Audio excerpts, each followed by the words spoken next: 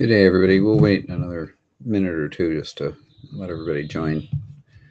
So hold on. Almost there. Good afternoon or good morning. I don't know. My body's so messed up from time zone jumping and remote bacteria that I have no idea what time it is. My sleep schedules are really messed up. But c'est la vie. That's what we do.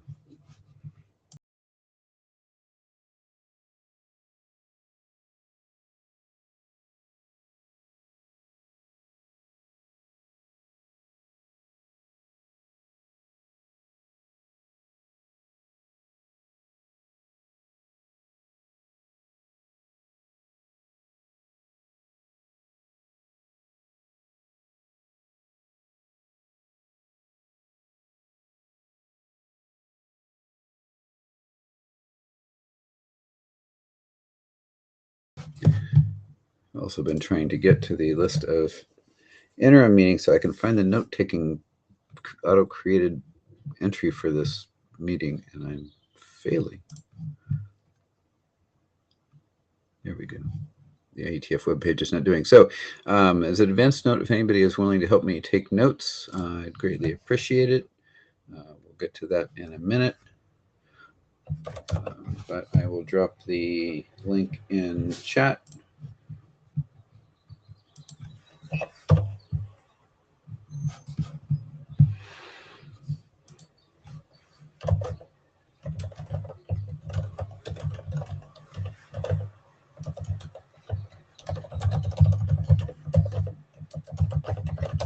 All right, why don't we go ahead and get started?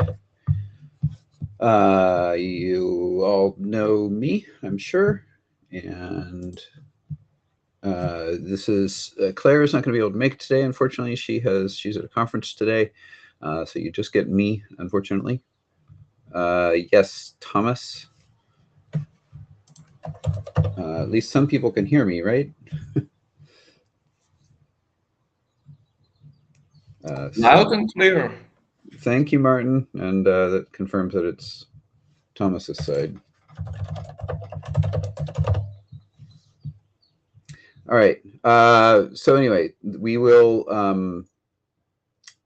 begin by going over, as a reminder, the note well applies for the IETF to all IETF working group meetings. That includes interim meetings. You should contact your lawyer, but essentially, if you contribute to the IETF process, you will be subject to legal requirements associated with it. I think everybody knows about the SATP working group. That's why you're here. Nobody attends interim meetings by random chance. We do have 3 documents, to sort of consider. You all know that. So this is my summary of where I think we are. And I apologize, the chairs both had a very busy last month or so, and we're a little out of touch, but I'm back in my proper seat. So I was actually under the mistaken impression, to make things worse, I chair 2 working groups. They both have an architecture document, and one has gone through last call and the other hasn't. So they blended a little bit in my mind. But the SATP architecture draft actually hasn't been through last call yet, which was, I think, a mistake that I put into my note yesterday. And it is pretty much ready, and we'll go over that in a second. The SATP core, I think, is actually getting close from what I can tell from the conversation, but I'm looking to you all to let me know if that's the case. And the SATP use case document, I think, is a little bit further away just because everybody's been concentrating on core, but it seems like it's in good shape as well. So my plan is that today, we'll discuss, we already did introductions and announcements. So the 2 primary things that we'll do today is, I believe that the working group believes that the architecture document is ready for last call, and that should take it just probably a few minutes. I do note that there was a update to the diagram suggested by Dennis, and that seemed to be well accepted as a good replacement. So we might want to issue I think a -05 if I remember my counting properly, and then we'll do a last call on that. Then the SATP core, I think there's probably more information to discuss there, and I will turn to the authors to help drive that discussion today. And of course, if there's any other time for other business, if people want to discuss the use case document today too, that's fine. Oh, Thomas, excellent. Glad to hear 05 has just been uploaded. So let's start with that. I think, yeah, as a quick reminder, remember that all working group discussions should really be held in meetings like this one, not inside private meetings. And I think everybody has well understood our scope, but in scope is, network to network transfers, and out of scope is how internally to a network that might be handled. That's expected to be future work. Sorry for the PDF tab damage. It looked fine on my screen before I gave it to Meet Echo, but and then we will be meeting at IETF 120 in Vancouver. Vancouver is an absolutely beautiful city, so you should try and attend if you can. Otherwise, we will see you remotely.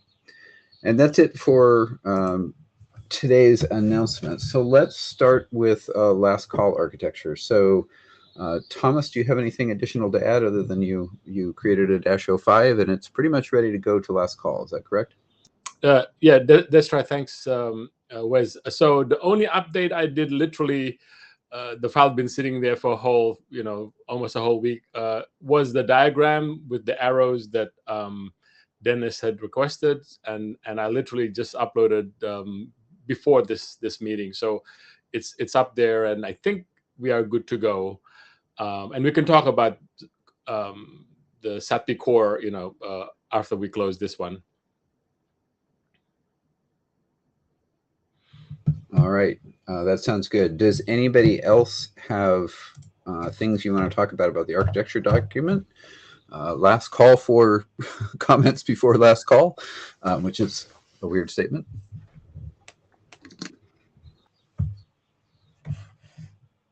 All right, that's about what I expected. So thank you, Thomas. I will issue that immediately, possibly during the meeting while I'm not taking notes.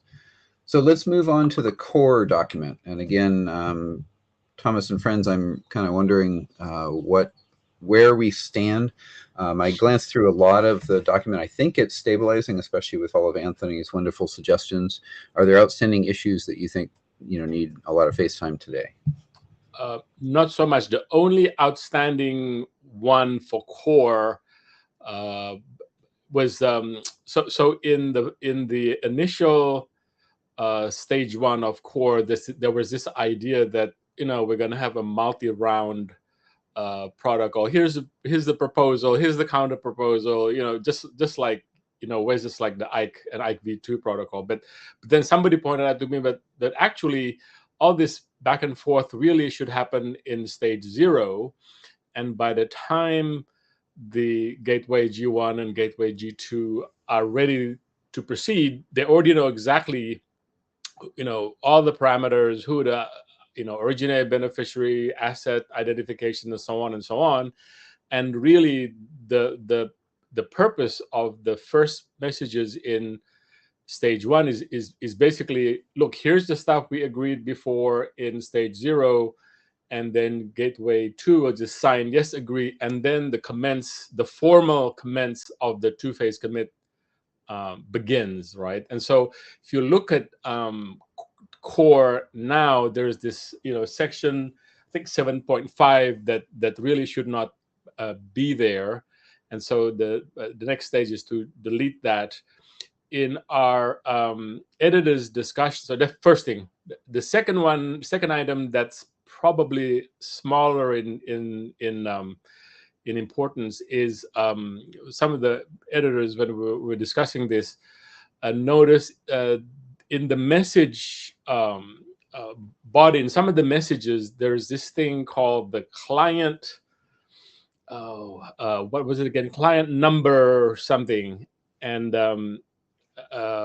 so people asking me, well, hang on, don't we have a session ID number that is always carried in all the messages for a given session?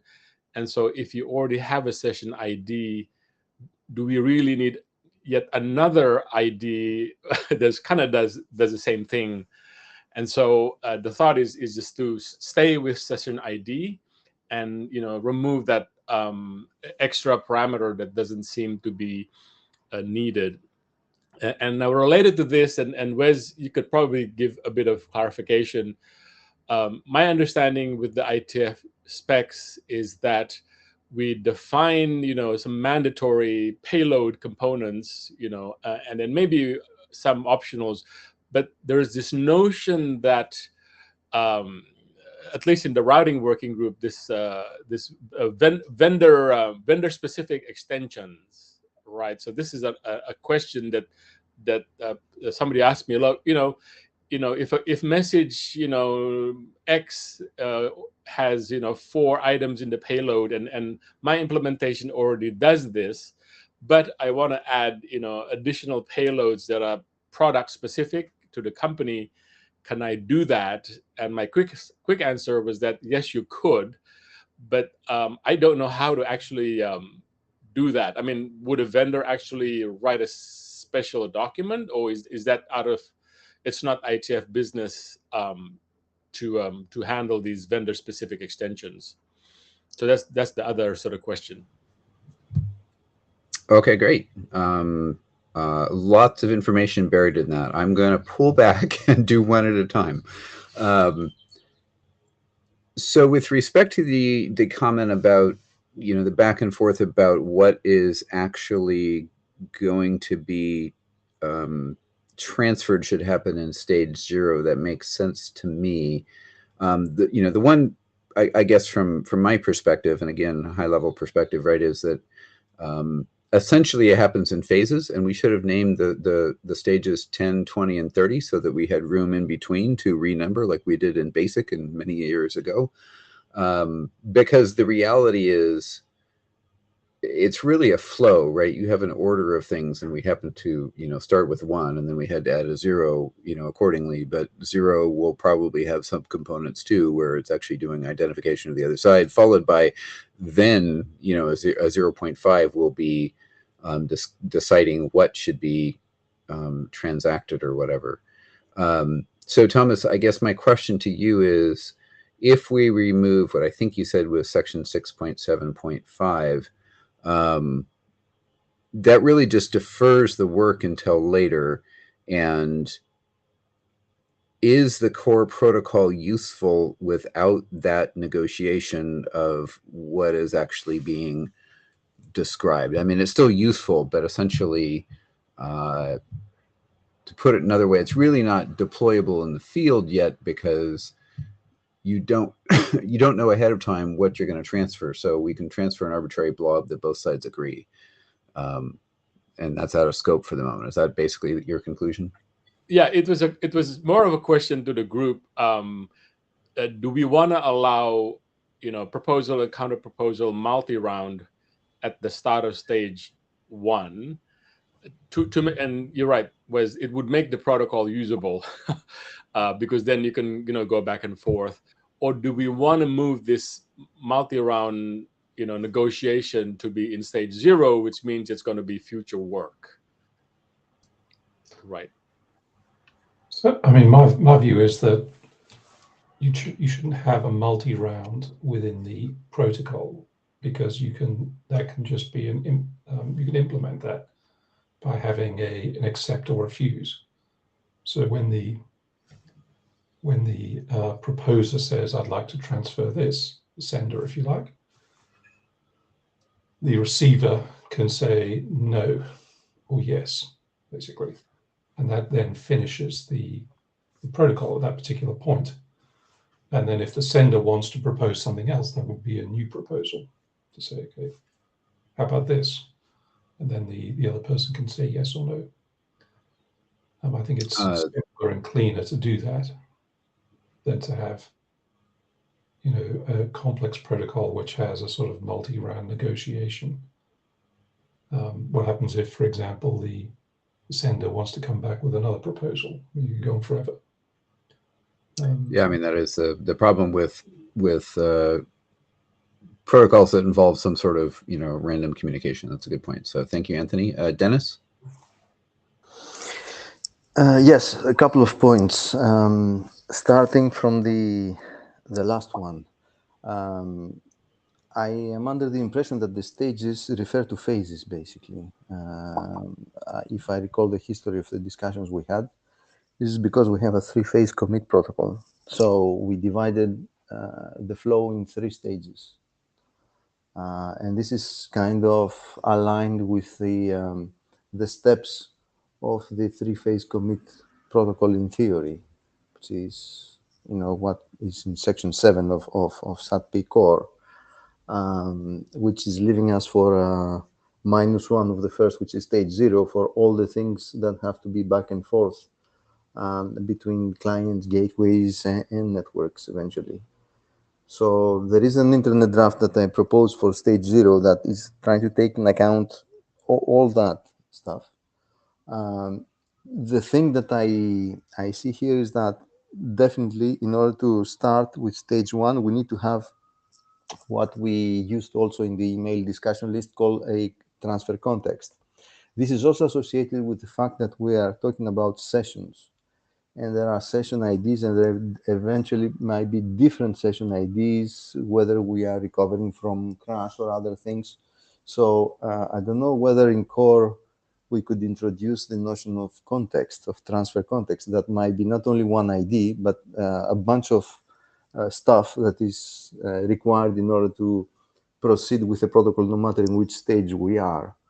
So I don't know, one proposal, a suggestion for me to be to replace the session ID with something that we call transfer context, that is defined eventually elsewhere, but it includes session IDs, because we may not have only one session ID, depending on how we implement the recoveries and stuff like that. So my suggestion would be to keep with stages and be aligned with the 3-phase commit theory of the protocol. So we have 3 phases, 3 stages, okay, and 1 negotiation stage before. So 2 suggestions: use transfer context instead of session ID, and keep the stages. Now, one last comment here. I believe that if we would like to make architecture and core aligned, there is the picture that we introduced in architecture in 5.5 should be aligned with the picture that we have in 4.1 in core. And in that case, there is an arrow missing from client to network in core. So I said maybe many things in one thing, but okay, there's a suggestion also to modify 4.1 picture in core. Thank you, Dennis. So let me ask you one clarifying question to follow on, which is, you talked about a discrepancy between diagrams in the 2 documents. Do you believe that your diagram that you've proposed for the architecture document is the correct one, and core needs to adapt to it? Yes, that's, I think it's more general. And again, it's my view, but in core we have arrows from client to network and gateway in architecture, and in core we have arrows from client to gateway only. So I would say that 4.1 in core should have an extra arrow going from client to network. Yeah. We'll do that. Thank you, Dennis. Sorry, my bad. No, I just saw it, Thomas. So we are here for 2 years now. As I was posting architecture 5, I said, "Oh damn, I need to update the diagram in core as well." But yeah, that's on the to-do list.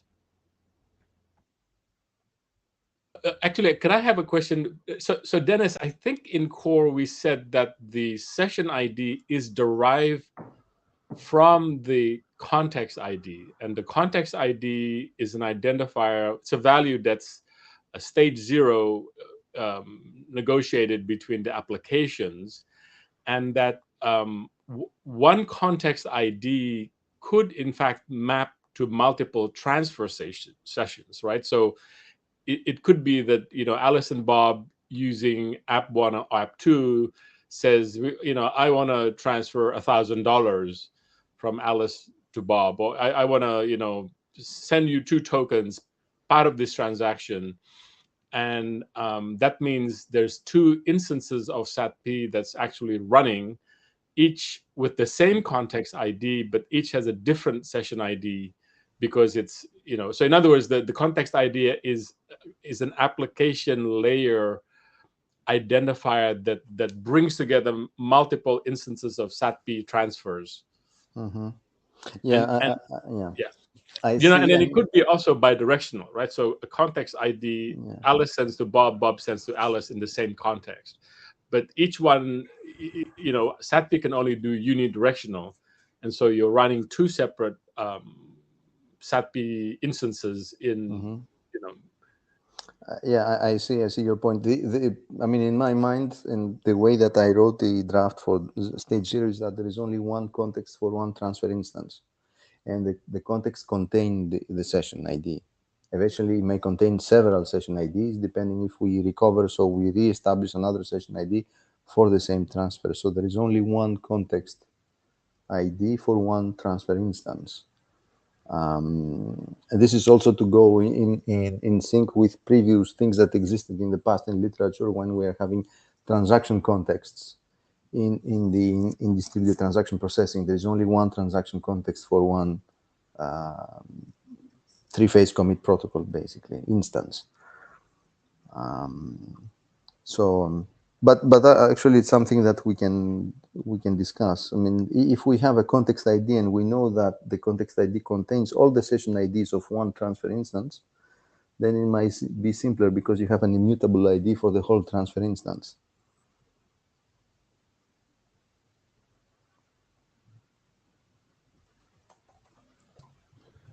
I'm with, I would say Thomas's approach here is the way that we implement in our system. We have a sort of, if you like, a context. Let's not call it a context ID, but the context ID as Thomas described it. In other words, you have a number of transfers that are grouped together, and when you may choose to actually commence a transfer based on things which are happening in other SATP transfers. So whilst we're only looking at a single transfer now, if you have this group ID, or it doesn't sound like that, Dennis, you had in mind that context ID would be used for this, but I think a sort of grouping ID would be quite useful, because then I may say, well, Alice and Bob are doing this transfer of money, and then somewhere else, as a completely separate SATP transfer, they're doing some tokens. But I won't commence the money transfer until I know that they're ready to commence the token transfer. So in other words, they've been through the first stage, basically. They've agreed everything. And then I would say, okay, commence the remaining two phases, if you like, of the. I see. I mean, the thing is the following. I mean, it's an open question to all. Is how can we, if there is break in the sequence of transfer for any reason, and if we have to reissue a session ID to continue, for example, in case of recovery, what would be the unique ID that references this whole transfer instance? If we have multiple session IDs that for any technical reason need to be issued over the course of a transfer instance, what would be the unique ID that refers to the complete transfer instance? So if we have to define a transfer ID somehow, which is immutable because it starts and it completes, whether it commits or rollbacks, it's only one thing. What would be this immutable ID that will refer to the transfer instance in case that we have different session IDs? That's why, I mean, I'm introducing the notion of context, of transfer context, to be this unique immutable ID that refers to the specific instance. That's all. So Dennis, just a quick thought. We can bring this on the mailing list. So I mean, could the context ID in fact be a data structure? I'm saying a number. Could it be a data structure that has definitely multiple? if you check, I mean, one proposal, again, it doesn't have to be because I proposed the one that we adopt, but when I was writing down the stage 0, there are several IDs. There are network IDs, there are gateway IDs, there are several session IDs in case that there is issuance of new sessions. So all these things, it's a structure actually that I call transfer context. And that one has one unique ID. So there we can stuff everything that we need over the course of the transfer instance. And we know that that specific transfer instance has just immutable ID, which could be a complex data structure. It's not just one ID. It's an ID that refers to a rich set of information. Yes, it's a JSON structure indeed. So is this a bit like the state of the SATP transfer? So, for example, within that structure, would you? Yeah, actually, it's only the set of IDs that are necessary for the transfer, because the state, it's inherently saved in both gateways. So to me, what we need is the identification of assets to be transferred, the identification of networks, the identification of sessions, gateways. So all this set of identifiers are put together in what it's called the transfer context, which is a JSON structure, of course, that has an ID and it refers to the instance, the transfer instance. So if there is locking, if there are things, typically you have a network that has different requests for transfer for the same assets. If we would like to implement something like optimistic locking or pessimistic locking, then we know in which transfer instance these assets refer to, are associated to. Dennis, quick question. So you have the data structure, and so let's say we have that two sessions, two transfers, part of one big transaction.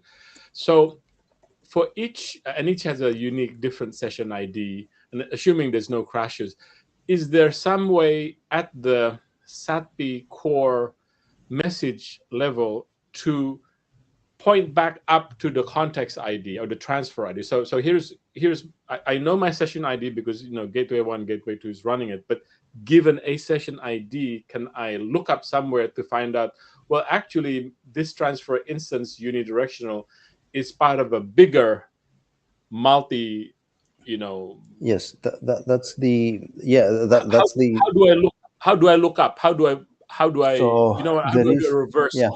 Yeah, there is this API 3 that connects to eventually registries from the gateway. So when you negotiate at stage 0 and you establish a transfer context, then you can register this transfer context to a registry, and both gateways can look up that transfer. There is an ID of the context transfer that in stage 1, the 1.1, could be established between the two gateways. But this is something that gateways can look up on an external registry via API 3.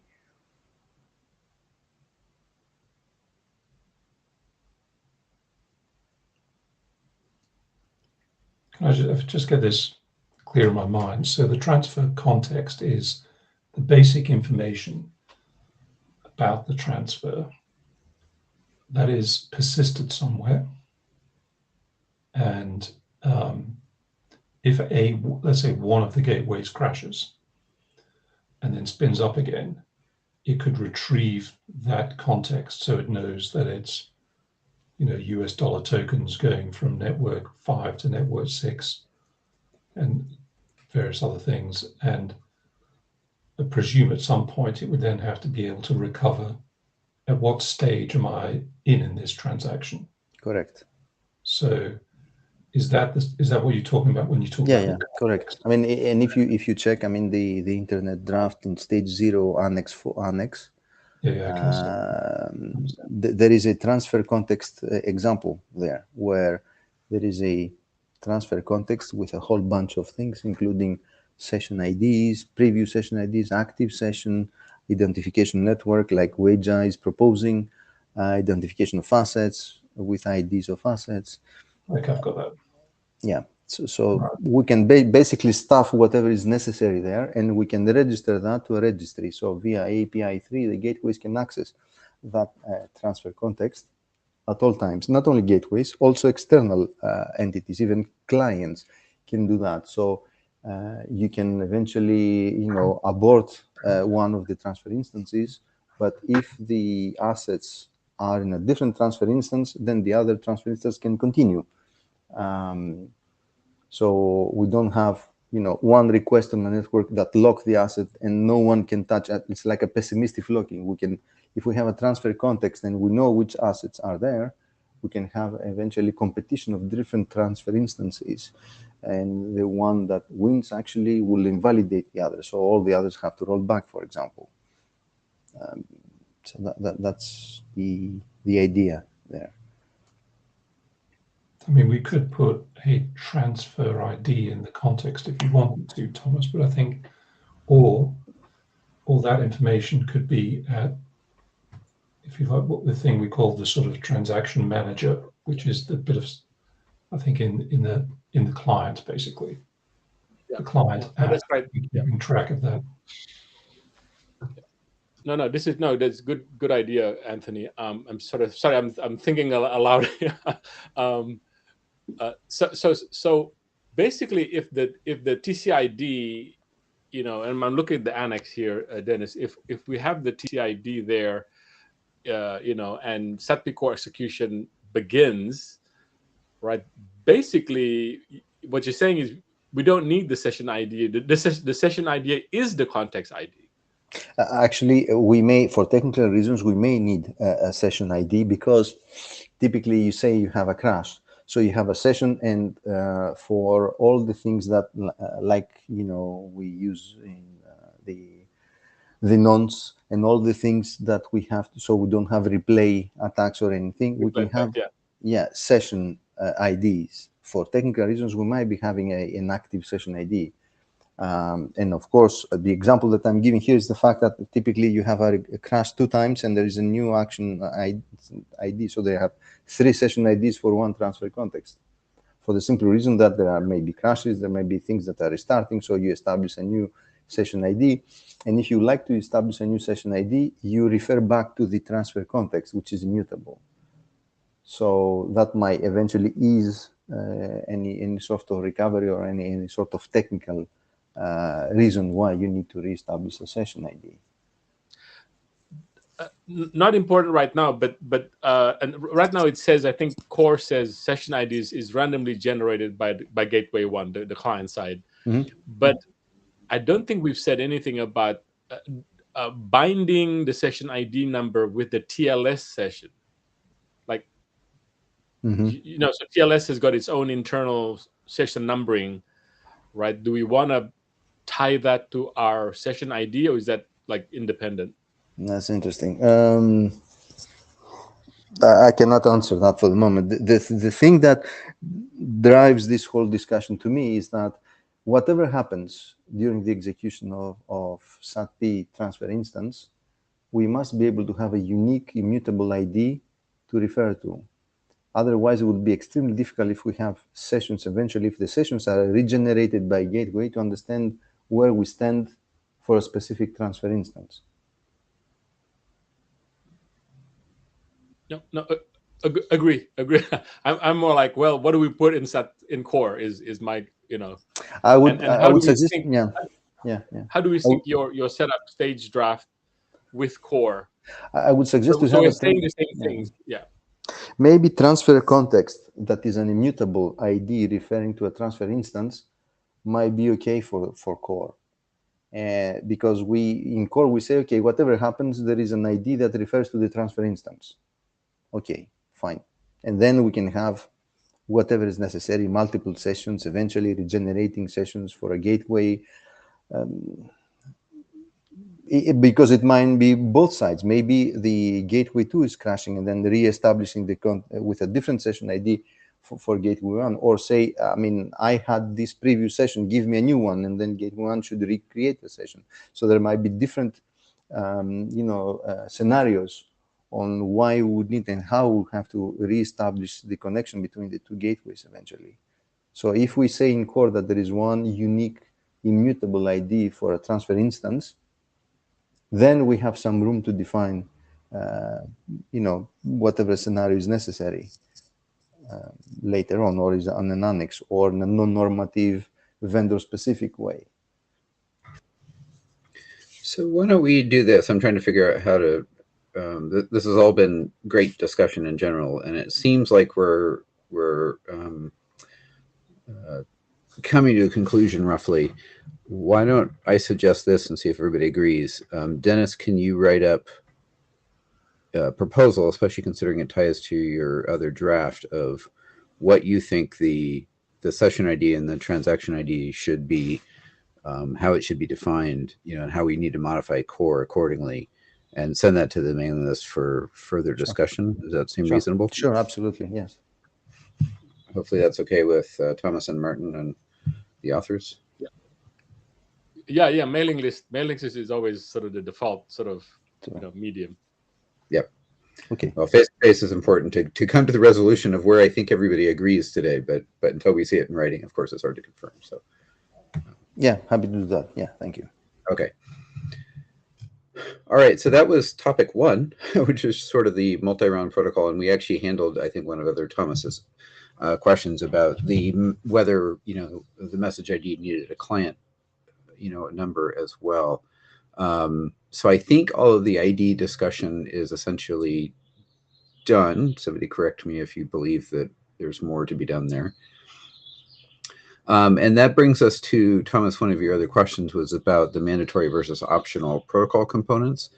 And so absolutely you can create a protocol that allows vendor extensions. In fact, we tend to encourage extensions in general, regardless of whether it's a vendor extension or a future IETF specification extension.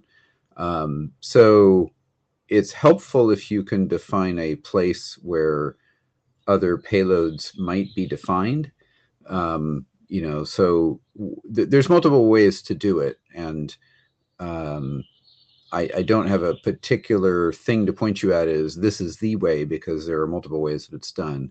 Sometimes there are naming attributes where you make sure that all field names and adjacent structure or whatever must conform to this name if it's in the standard, or it has vendor colon as a prefix if it is an extension or something like that.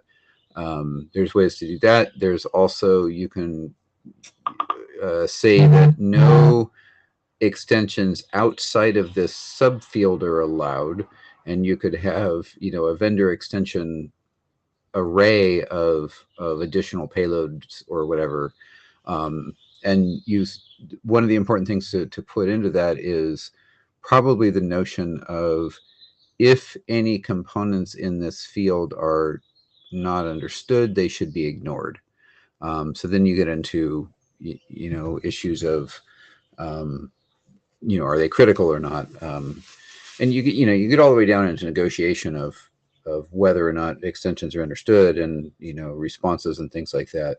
I don't think that you need to be too explicit, especially in sort of the first version of this SATP core document. I will say I in the long run, I suspect that we will, because this is such a new field within the IETF, I can't imagine that 5 years from now, we might actually start working on version 2 of this document.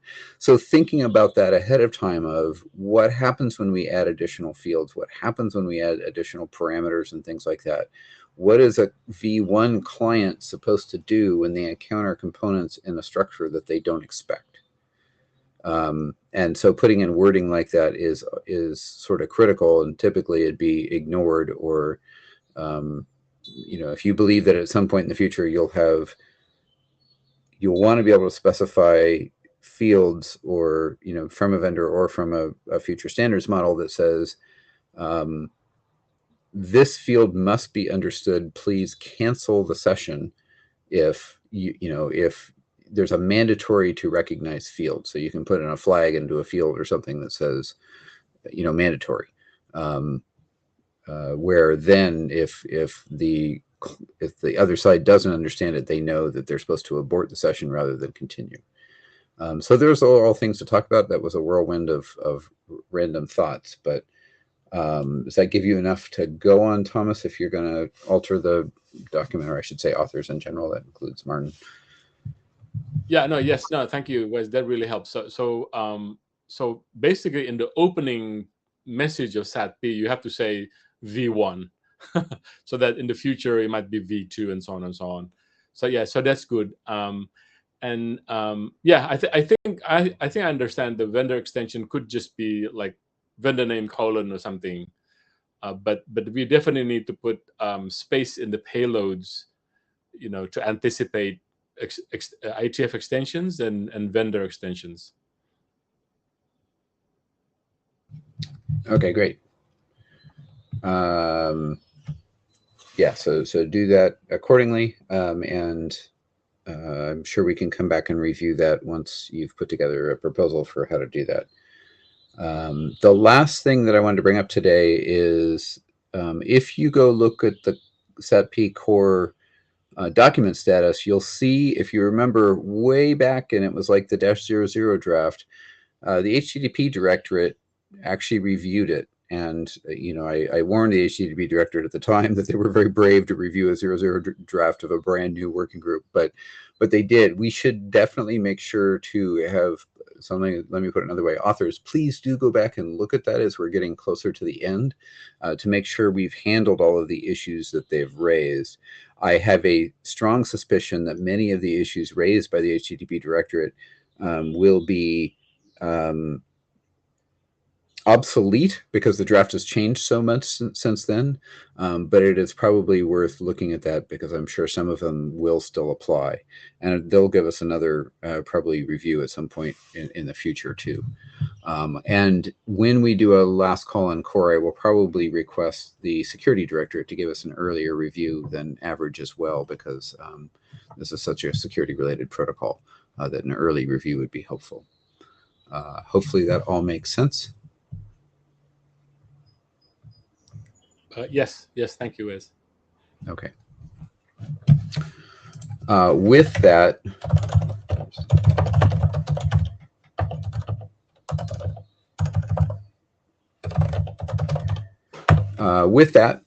any other topics people want to discuss today? Yeah, I mean, I mentioned earlier about the accept and reject of a proposal. If I look at the existing draft, you basically have one message, which is a transfer proposal message. So that's from the sender gateway to initiate the asset transfer. And then you have two messages which might come back from that. One is the transfer proposal receipt message. And the purpose of this message is for the server to indicate explicit acceptance of the transfer initialization claims. So if I send back a transfer proposal receipt message, I'm accepting, and then we would move on to the next, to the transfer commence. However, if I don't want to accept that message, the only way of doing it at the moment is to go to the transfer counter proposal message, which is, it basically says, if the server does not wish to proceed with the current transfer, the server must respond with an empty blank counter proposal message. So referring back to our discussion about whether or not counter proposal messages should be, there should be this counter proposal part of the protocol, I would recommend that there's some way of explicitly rejecting rather than just sending back a blank counter proposal, because if we decide not to do counter proposals, then there's no way of rejecting a message, because the only other message is the transfer proposal receipt message, which is an explicit acceptance. So either transfer proposal. So agree. Actually, no, good idea, Anthony. And I agree. So we have to like scratch our heads here because so there's two cases when the gateway 2 is not happy, right? So gateway 2 says, okay, I like 9 out of your 10 parameters, but I don't like one of them, so I'm going to send a counter proposal for just that one thing that I don't like, and then we can go back again. So that's one. And then there's the case where, okay, we've done too many rounds here, back and forth, and we can't seem to agree on anything, something, and then I quit. So an empty blank counter proposal is, okay, I give up and quit, right? Now, so the question is it implicit? Is the counter proposal reject explicit, the way you say, counter proposal reject? But when you reject, is there some follow up? If it's a reject and I suggest this other parameter, that means they're going to continue talking, and gateway 2 is not giving up, right? So it's I agree with you. I'm trying to find the right words. Is it counter proposal reject including suggestions, or is it counter proposal reject I quit? Yeah, I would say reject and maybe just have a reason field. It could just be reject, and then you basically put in a reason. Yeah. So looking at go ahead, looking at the chat. I think this is part of the question.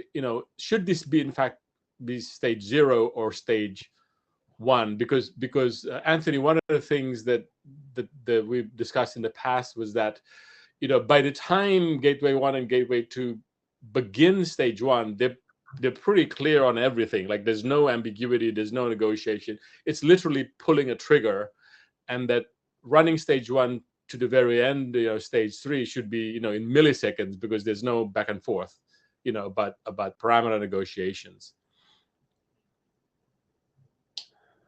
Okay, well, which would mean that there's no option to reject. I mean, at that point, you say you've already accepted in stage 0 somewhere outside, and then you can't. Yeah. So this is the correct. So one of the allow people to jump out and say no.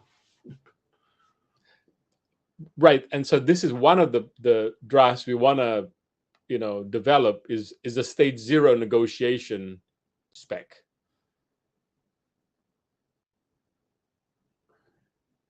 Stage 0 could be completely, offline. Basically, it could be any mechanism. I mean, I could say have a telephone call with you and say, look, we want to do this transaction. Here's the terms. And at some point, we enter into stage 1. At which point I may at some point I may decide, we have to go to this business where we've legally agreed, in effect. And this comes back to the points I made in my suggestion about this idea of having settlement finality. But I would prefer to see an accept or reject in that stage 1. Okay, I'm just reading Ram's thing. Yeah. No. I think right now for stage 1, gateway 2 can always reject. Here's the initiation claims that we agreed in stage 0. I'm just collecting it. Last chance. Here's the 10 things we agreed on, and then if for some reason gateway 2 says, you know what, I don't want to proceed, it can always send reject, and then session terminates. Exactly. That's what I'm trying to get in. If we're going to move the counter proposal out of stage 1, then should we replace it with a reject message? Yeah, agree. We need a way to gateway 2 to say, for some reason, all the back and forth we did in stage 0 is great, but for some reason, business or technical, I can't proceed. So yes, we need a way for gateway 2 to say reject. Okay. Yeah, that's it. Agree. No, it's a wording question, Anthony. This explicit versus implicit, and I think the reject is more explicit. There's no exactly. There's no Agreed. So I think that we've all come to conclusion that an explicit accept and reject makes a lot of sense, and is a clearer form of the protocol. What I'm left wondering in this conversation is, are you keeping counter proposals? And so I think specific to you, Thomas, first. I mean, Anthony was saying we shouldn't use them, which I can see the arguments for, and I can see the arguments for keeping them. So where are you leaning right now, or what is other people's opinions on that? I think looking at the traffic, I think it's going to be stage 0, with the counter proposal, right? So basically, if you read core now, 7.1 is here's the proposal. 7.3 here's the proposal, and then 7.4 gateway 2 says, okay, I like it. Here's the receipt, and then now 7.5 is reject. Is it what Anthony is saying is, so instead of counter proposal, it says transfer reject. Yeah, exactly. Which is going to be a very short message. Okay, so fantastic. So the conclusion I wrote down in the notes is the counter proposal will move to stage 0, and the core protocol will really only have an explicit accept and reject in stage 1. Correct? Correct. Thank you. Thank you, Anthony. This is good. This is good input.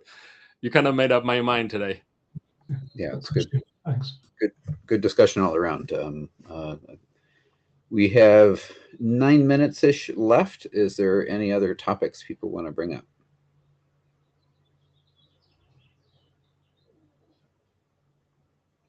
Actually, I was queuing up for the raising hand here. I don't know. Yeah, thanks. I just noticed. I was not sure whether that was under the new one. I apologize. No problem. So if we move all this negotiation back to stage 0, there is definitely a way to formalize all the terms of the negotiation, and eventually we can have also a placeholder inside the transfer context eventually. So we could say this transfer context is happening subject to all these things that have been negotiated between the two parties. So there is definitely a way to put the outcome of all these negotiations in stage 0 before stage 1.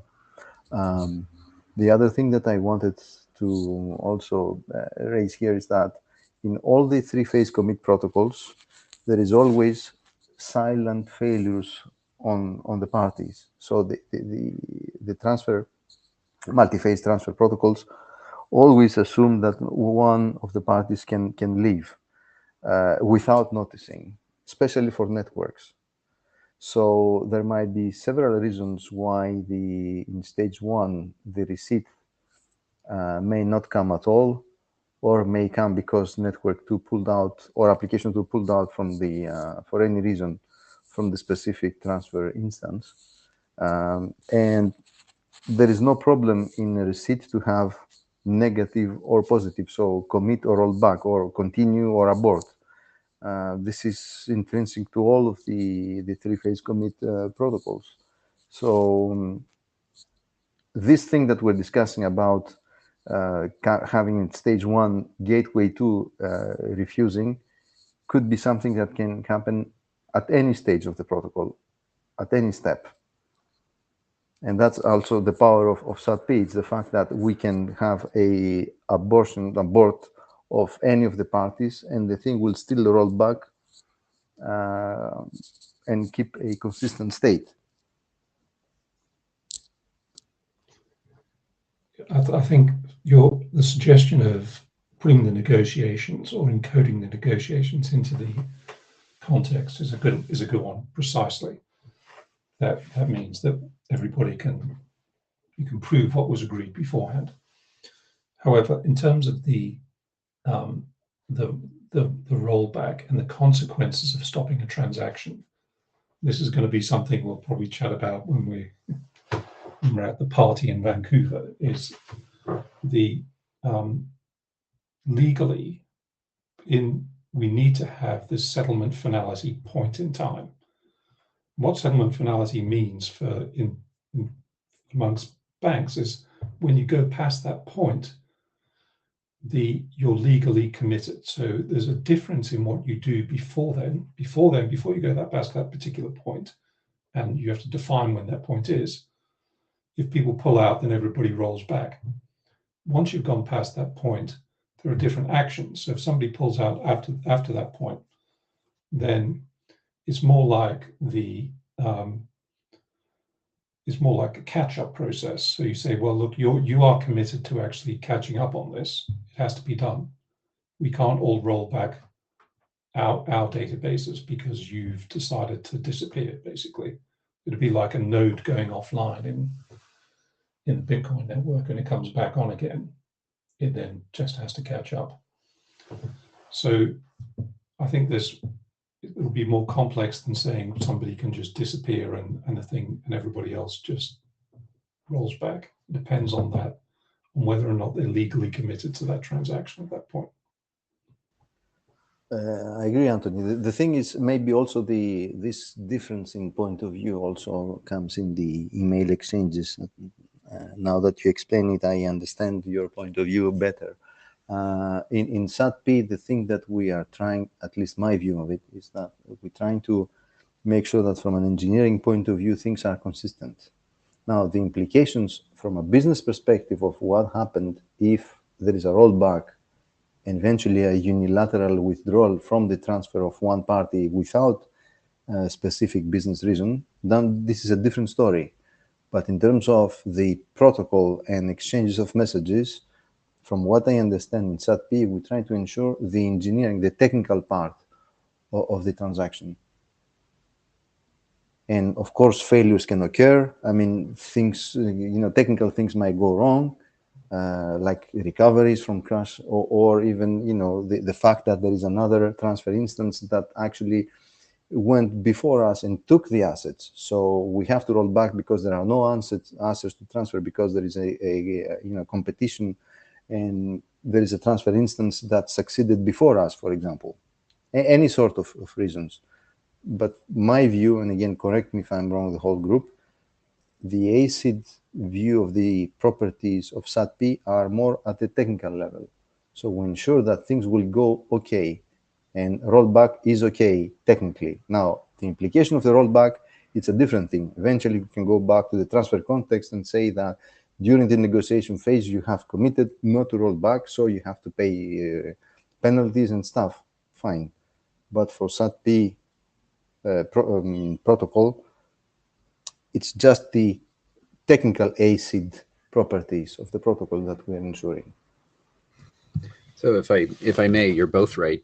The reality is that the IETF is an engineering body, but there are, Anthony, there is absolutely a tipping point where, in the process of a three-phase commit with ACID properties, something was either transferred, and I argue that's really, sort of the legal point, and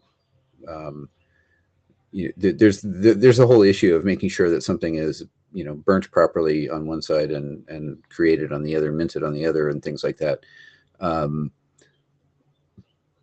I don't think it's in the scope of the IETF to document the legal aspects of it. Where that tipping point is, where the recourse for a failed SATP engineered protocol should turn to the legal framework for proper, asset recovery or damage retribution or whatever it might be. It would be interesting to make a note of that in the protocol. And Anthony, you're like spot on, right? At some point, nothing's really harmed yet, but at some point after a point in the protocol where there's a silent fail on one end or whatever it might be, then all of a sudden, a business relationship has failed in some way. And one of the things we've assumed since the beginning of the working group is that there is business relationships to some extent, that define what happens when something fails, or there's a legal agreement, of these two networks agree, to communicate with each other and things like that, which happens in the routing world as well. So we are about out of time, but I definitely want people to think about that particular case further, and maybe we can bring that up at a future meeting, possibly in Vancouver, if it seems like there's more discussion that should be happening there, because I think there's important parts. Anthony, go ahead. We can talk about it later on. I think it's, yeah. I'll leave it there for future enjoyment. Yeah. Okay. Great, Wes. Yes, very good point. All right. So with that, I think that we are at time. So let's go ahead and quit for the day. I think this has been a fantastic discussion. So thanks everybody for contributing. I will go start a last call for -05. I will make it probably 4 weeks, as that's sort of our standard, which is kind of long, but it is a long document, and there's no immediate rush in the first place. So I congratulate the working group for getting to the point of getting to a last call. That's a non-trivial thing to do. It sounds like we have a little while longer to go with core. Please keep the chairs up to date with if you believe that you're ready and most things have been resolved, let us know. So, all right. Thanks, everybody, and have a good rest of your day or evening or night or whatever it might be. Bye.